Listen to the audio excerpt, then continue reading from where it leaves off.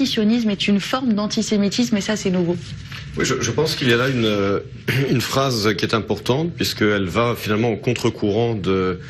grande partie de l'intelligentsia française, en disant que finalement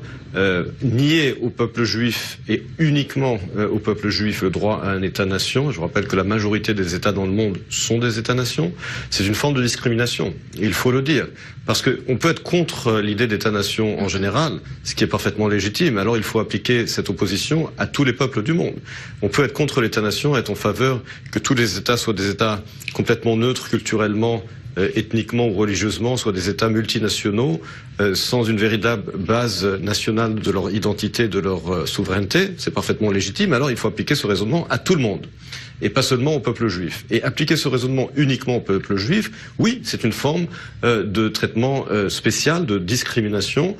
il faut le dire. Alors on peut bien entendu être en désaccord avec telle ou telle politique de tel ou tel gouvernement israélien et la critiquer même virulemment, de façon virulente, comme le font d'ailleurs les Israéliens eux-mêmes. Ça c'est tout à fait normal, c'est tout à fait légitime, mais passer le pas et de dire parce que je suis critique de tel ou tel gouvernement, alors je nie finalement le droit du peuple juif à l'autodétermination et je le nie uniquement au peuple juif, et bien cela, effectivement, c'est une forme de discrimination et il faut saluer Emmanuel Macron pour avoir eu le courage de le dire. Voilà, ces images qui nous parlent.